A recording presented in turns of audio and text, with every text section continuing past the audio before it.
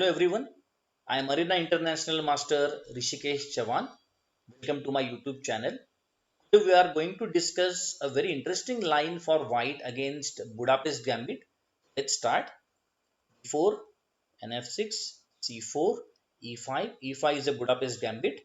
So of course we are going to accept the pawn D into E5. And now after D into E5, black has two important moves or two main lines. The main line is knight G4, or black can even try the Fayarovich variation, that is knight E4. Let's see what if you place knight E4. After knight E4, white has knight F3, and in this position, black has few important moves or few important variations. So maybe he can play F5. So after D into E into F6, Queen into F6, A3, knight A6, Rook A2, King G6, Bishop F4. Instead of Bishop F4, white can even try playing B4. So the idea of B4 is this rook looks a bit odd on A2, but rook is excellently placed over here. So rook can be used from the second line. The idea of B4 is white is temporarily sacrificing this F2 pawn, or white is going to sacrifice this F2 pawn for a quick development and strong attack.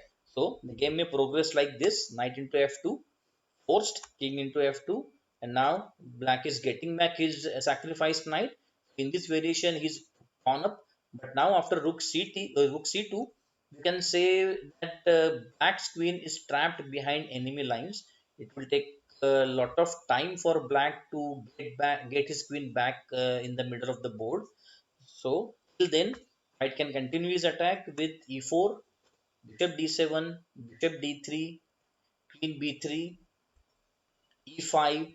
So here black has to be very careful with this E5 break because his king is stuck in the center. Even white's king is not very safe, but once this E file is open, then white can play rook h to E1, and then he can start his attack through this open file.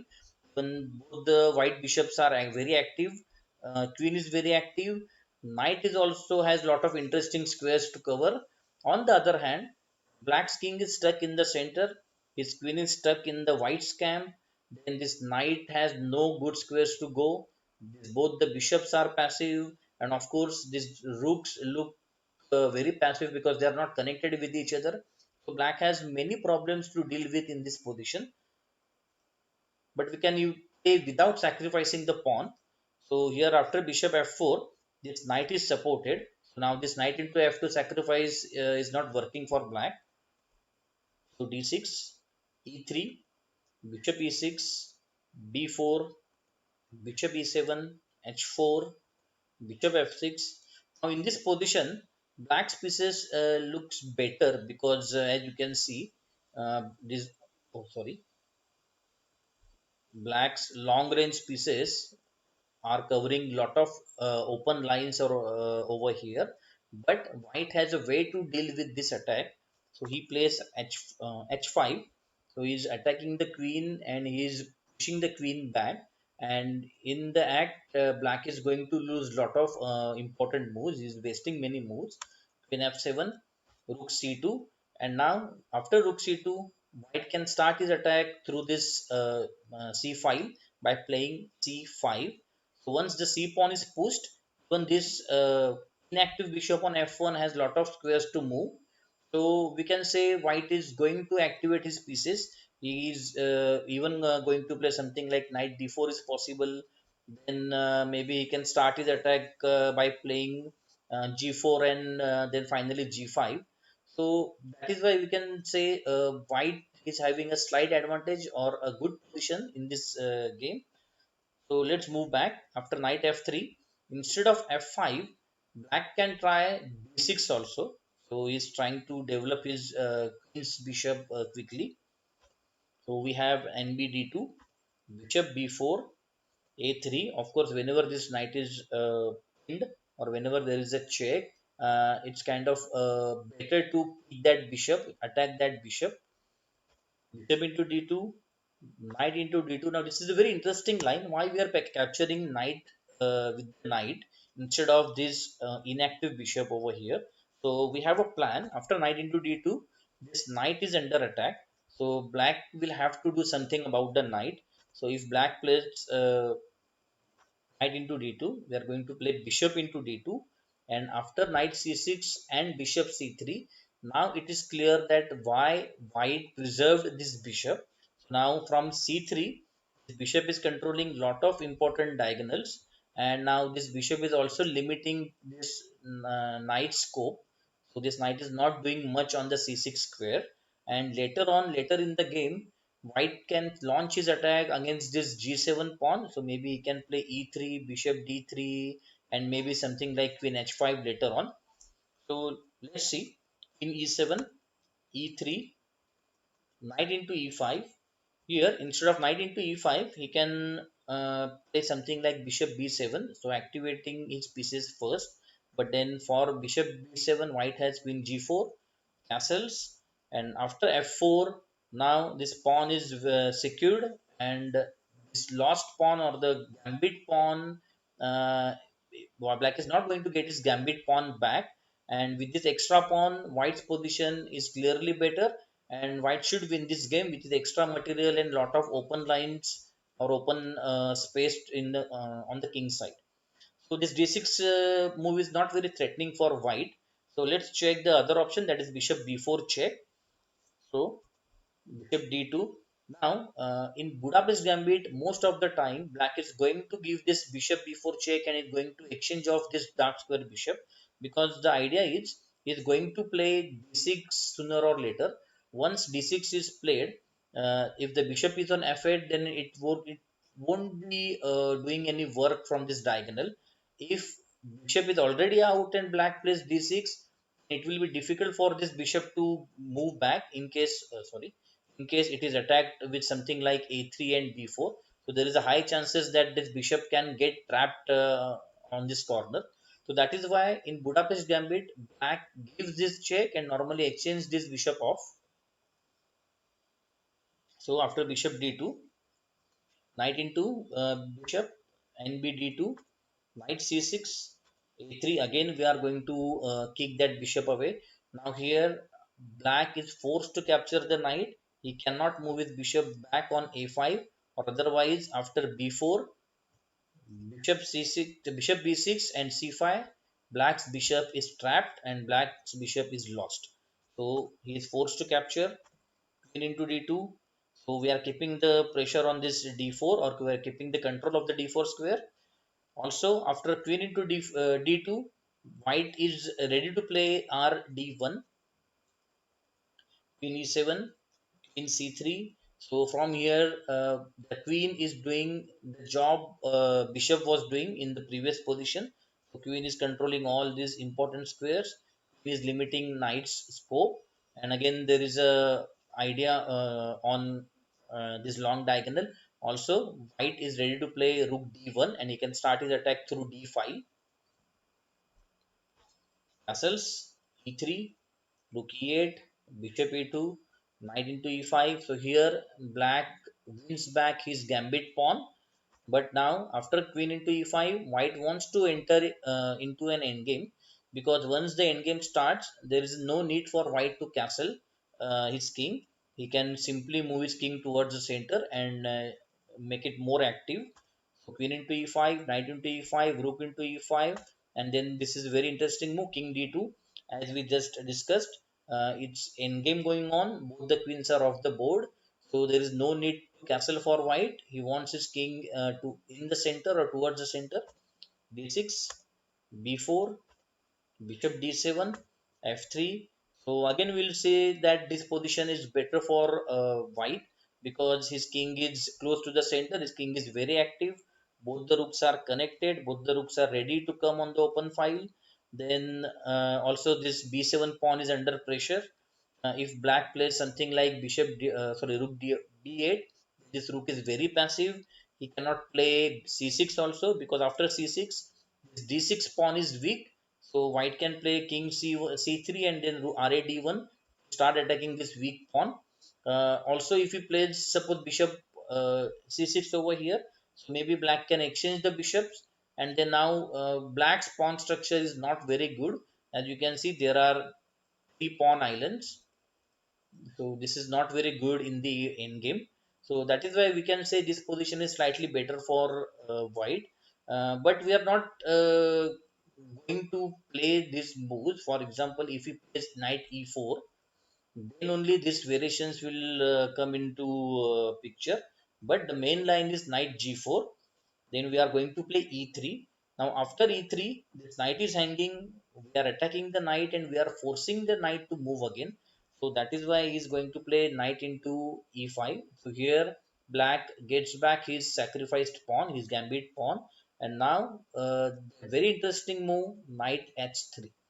Now knight h3 looks very odd because we are developing the knight in the corner on the sideline, but knight has some specific role on h3. In this whole Budapest Gambit variation, this d5 square is white's strong square. So white must keep his control on the d5 square. So he controls this square with something like knight c3, queen is already there. Then maybe later on the rook will also join, but after knight h3, there is one more piece which is controlling the d4 square after knight f4. So here knight h3, f4, and then knight can land on d5. And from d5, it is covering lot of important squares. So this is the main idea behind this knight h3 line. After knight h3, black has few options. So for example, he can play knight g6.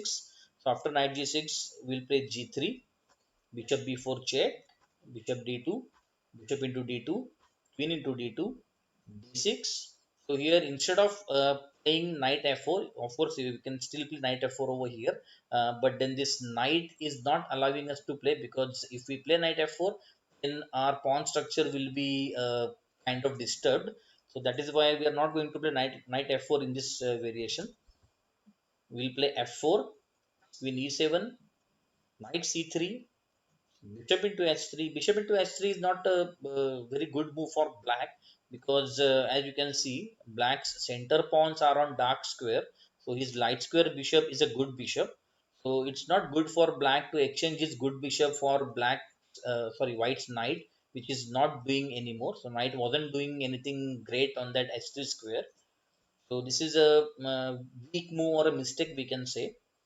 Bishop into h3, and now here we can say, or black can think that he is getting a free pawn after knight into f4. Why is he getting a free pawn? Because white cannot capture with e3 pawn, because there is a pin, and if white captures with g into f4, then black will win back his lost piece with queen h4 check, and the hanging bishop on h3 is lost. And in this whole variation, black is getting this f4 pawn for free. So black may think that he is winning a clear pawn over here. That's not the case. White is ready. White has this stunning move, bishop c8. So hanging bishop is saved, and at the same time bishop is attacking this weak pawn on b7. Once the b7 pawn is gone, he can even capture the rook on a8, knight c6. So here black can also play NB d7, but knight d7 is not a very strong move, because the white will then either simply capture the knight, exchange the knight, and then he will capture a free knight on f4, or he can still continue with capturing the pawn and then pinning the knight on f6. So that is why black is playing knight c6. So he has some counter attacking plans in his mind. Bishop into b7, knight a5, and after bishop into a8, now knight into c4, attacking the queen. So this is the that counter attacking plan black was thinking about. So the queen is under attack. At the same time, this e3 pawn, the weak e3 pawn is under attack. So queen d4, knight into e3. So here black is hoping to get some material black back after this discovered check. But again, white is well prepared. White has a very good move to stop all the coming attacks, and that move is king d2. After king d2, king is moved away from this threatening discovered attack line, sorry, discovered check line. The knight is under attack twice. f4 knight is already under attack, and once both the knights are moved away, white can play something like ra e1, and now black's queen is pinned to the king. So this is a totally lost position for black. So knight g6 is not very strong for black. Let's see what other options he has. So he can even play bishop c5, but after knight f4, castles, knight c3, rook e8, bishop e2, a5, b3. Normally in this variation, white's pawn structure is like this. So most of the time, white plays b3 and bishop b2 to activate his dark square bishop. So keep this idea in mind. Rook a6. So this is a very interesting way of developing the rook. Black is using the rook lift, and he is using this open sixth rank for his rook. So maybe he can even move his rook to h6 and start attack through the h file, or even he can play rook d6 and start attacking the queen. So this is a new idea, or we can say an interesting idea. Bishop b2, rook h6, queen d2, knight a6, long castles, rook d6. So as we discussed just now, rook e1, rook into d1 check, queen into d1, bishop f8. Now after bishop f8, black is vacating this square for knight, so he can play knight c5, and from c5 square, this knight is covering few important squares. h4, white starts his attack against black's king. Knight c5, knight h5, b6, f4. So now white has attacked this center knight. So if he moves back somewhere on g6, so white can continue his attack with moves like knight d5 and all. But here black has a very interesting continuation. I won't say it's a winning continuation, but it's very interesting. So it's knight g4. Black is sacrificing a piece over here, because after bishop into g4, bishop into g4, queen into g4, knight d3 check, king c2, and now knight f2. Knight f2 is the main plan behind the sacrificing that the knight on g4, because after queen f5, here black is getting this rook for free. But again, if we assess the position, then we will come to know that this knight on h1 can't come out that easily. Also on the other hand, there are a lot of pieces targeting black's king. Even the moves like knight d5 will start a strong attack against black's king. So that is why this position is again very good for white. So let's check the other option, that is bishop b4 check. So after bishop b4 check, of course, we are going to play bishop d2. Here we won't be playing knight c3, because then after knight into knight, bishop into knight, and pawn into bishop, we'll be having these weak pawns or weak double isolated pawns on the c5.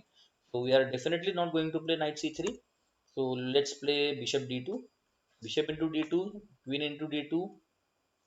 Again, we won't capture with the knight, because we want our knight on c3, and from c3, knight will cover this d5 square, d6, knight f4, castles, knight c3, then d7, bishop e2, a5, castles, knight c5. So we can say this is kind of a King's Indian structure black is having, but without any proper counter attack, because in King's Indian, at least he has some attacking chances through this king side. So he can play f5 and start his attack, but this is not the case in this position. So this position is not, or this variation is not harmful for black. So let's move to next option, that is NBC6. So here black can even try this option after our knight h3 move. So the game may progress ahead like this: knight f4, bishop c5, knight c3, d6. So see again, as you can see, this d5 square cannot be controlled by black. So that is why white is trying to put his pieces on the d5. He will do that once his development is complete and his king is safe. Bishop e2, castles, castles, a5, b3. Again, the same idea of developing the bishop through this b2 square. Rook e8, bishop b2, bishop f5, a3, stopping all future knight b4 tricks. Knight e7, knight a4, n7 g6, knight into g6, knight into g6, knight into c5, d into c5, and now here white is going to play queen e1, so he can move his rook on the open file and he can start the attack. This is the one plan. This is a plan A behind playing queen e1. There is one more plan behind queen e1, and that plan is to play queen c3. Now, queen is very strong on the c3 square. There are checkmate threats coming up, so black has to be very careful. He cannot play any moves like something like queen f6, because queen f6 will simply drop a pawn for nothing. So again, we can say this position is very good for white. His pieces are all active. He is going to play even bishop f3 later on, so this pawn will be pinned. And there are a lot of open lines to cover. Even this bishop is hanging over here. This pawn can be a problematic pawn. This pawn is weak. The checkmate threat is coming up. So altogether, a good position for white. So let's move on with the main line, that is d6. So after d6, black wants to exchange this knight with the bishop so that white's pawn structure will be weak. So whenever he plays d6, we have to play knight f4, nb c6, knight c3, bishop e7. Here instead of bishop e7, because as you can see, this dark square bishop has no scope on this diagonal, so instead of playing bishop e7, black can think about playing g6, so that he can keep his bishop on g7 and then pressurize this long diagonal. So in that case, white will play b3, bishop g7, queen d2, castles, bishop b2, a5, bishop e2, bishop e6, castles, knight d7, ra d1. So slowly both the players are aligning their pieces. Knight c5. There are no pawn exchanges possible in the center, in the middle of the board, so that is why both the players have to maneuver their pieces, so again and again. So here in Budapest Gambit, you need to find best possible squares for your pieces, and then you need to achieve that position.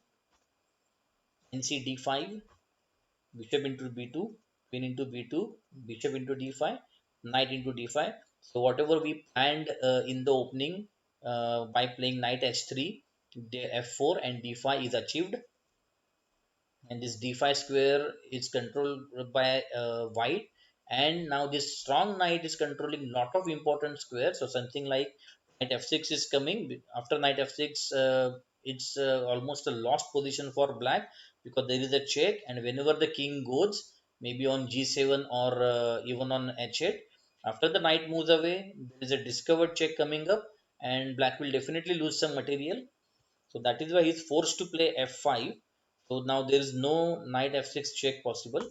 a3, knight e4, c5.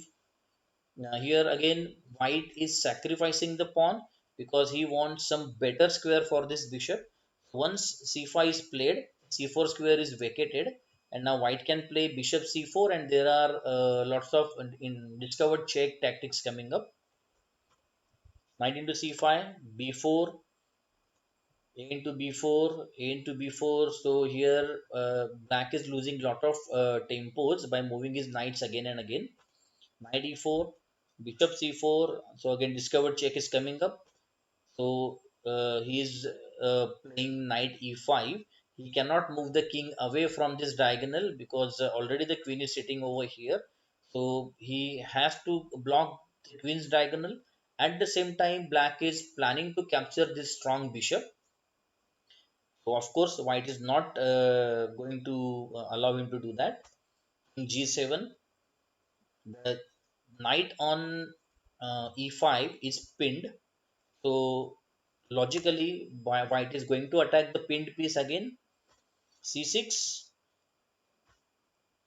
Uh, as you can see, this knight has no squares to move. For example, he can move over here, but in that case, this pin will be gone, and then white can move his knight. Sorry, black can save his knight.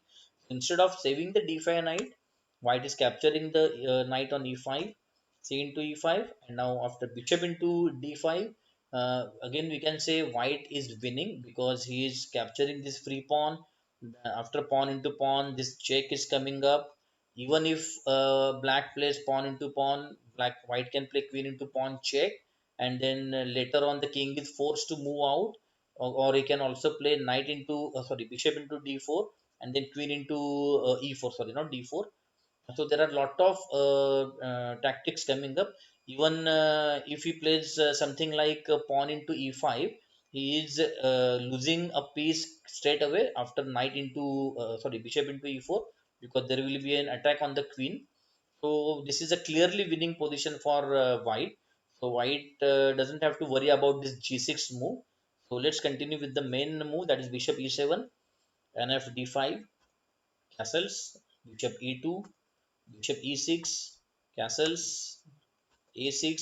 He can even play f5 over here, but f5 is again not very strong, because after b3, bishop f6, knight into f6, queen into f6, bishop b2, queen f7, f4, knight g4, bishop into knight, f into g4, f5. The bishop is under attack. Bishop d7, knight d5. So after knight d5, white is ready to push this pawn ahead. RAC8. At the same time, he was capturing this pawn for free. So black had to save this pawn with this ugly looking move, rook AC8. So here, white has two options. He can continue with capturing this free pawn, queen into g4. But after queen into g4, black has a very interesting move, that is queen g6. So after queen g6, white cannot play pawn into queen. Otherwise, he is also losing his queen with the bishop. So he will play queen into g6. H into g6, H into g6, rook into f1 check, rook into f1 check, bishop e8, b4. Now keep an eye on this c7 pawn, because this pawn is under attack, and also there is a double attack coming up to this e7 square. So this e7 square is guarded by the knight. So that is why white is trying to attack this knight, trying to move this knight away with playing b5, bishop into g6 and b5, and here white is again clearly winning, because wherever the knight moves, he is going to give this check, and he is going to pick up this free rook. If black is not going to move this knight away, then he is straight away losing a piece. So this queen g4 is very interesting, but queen d2 is queen d2 can be played also. Queen d2, rf e8, f6, b6, and then rook a e1. So this f6 pawn is like a thorn in the flesh. This f6 pawn is mm, controlling lot of these two important squares. So king cannot move on this square. So the escape squares for the black king are closed. So let's move. Here black plays a6 instead of f5, f4, and d7, b3, bishop f6. Here again, instead of bishop f6, he can play f5. Now the idea is f5 is to stop this f5 and f6 push, and the other plan is to keep the pawn on e3. So this is white's backward pawn. So black is thinking about attacking this pawn later on with something like rook e8, bishop f3, knight c5, bishop a3, bishop f6, knight into bishop, into f6, queen c2, the c3 knight is hanging, a5, bishop into c5, b into c5, and after bishop into c6 and b into c6, you can say black's pawn structure is horrible. He has these tripled isolated pawns on the c file. He also has this single isolated pawn on a file, and he has three pawn islands compared to white's only two. So we can say white is having only two pawn islands. So this position is lost for black in the end game. Once the end game starts, black will find it very difficult to save all his weaknesses. So let's move to the main game. So after b3, bishop f6. So again here f5 is not very good for black, and the game may conclude like this: knight into f6 check, knight into f6, g4. So here white is launching a strong attack on black's king. Here white's king is getting exposed, but white doesn't have to worry, because there are no black pieces which can attack white's king. So knight e8, bishop b2, f5, g5, knight e7, queen d4. After queen d4, whenever the knight moves, the checkmate threat is coming on g7. Of course, right now it is supported with by the knight, but black has to be very careful. Knight c6, queen d2, queen e7, bishop f3, bishop d7. So both the players are trying to maneuver their pieces so they can achieve the maximum outcome. Queen f7, king h1, rook b8. So the idea of king h1 is to use this empty square for his rook. So here white can play something like rook g1, and then maybe he can move this rook up so that the other rook can join. At the same time, this g3 rook can be shifted on the h file to start attack on the black's king. Rook g1, knight e7, rook g3, knight into d5, d into d5, c6, g5, queen e7. Of course, capturing the pawn is not a good idea, because if he captures, then white will keep on building attack on this weak pawn. Also, once the h file is open, he can simply shift his pieces towards the king side. Sorry, not from here, from here, and then he can think about giving a quick checkmate. So that is why black is not capturing the pawn. King e7, into h7 check, king h8. So black decides to use the white pawn as a shelter for his king. Rag1, knight f6. Of course, because this bishop is already attacking this pawn. There are these two rooks, so black has to do something about that pawn. Knight f6, queen g2. White increases one more attack. Rook f7. Black supports the pawn. Rook g6, king into h7, and now bishop into f7 is a killer blow. This bishop cannot be taken. For example, if he captures with the pawn, then there follows queen h3 checkmate. So he cannot capture it with the pawn. Of course, he won't be capturing with the queen, because then he will be losing a queen. And if he captures with the rook, then again black is going to lose quickly after rook into g7 check. He is losing his queen, and at the same time the checkmate is coming up.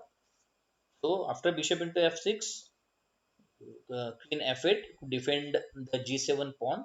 But after bishop into g7, black resigns, because there is no way he can stop losing a lot of material, or even he can be checkmated very soon. So I hope you understood this knight h3 line. Knight h3 is a very interesting line in Budapest.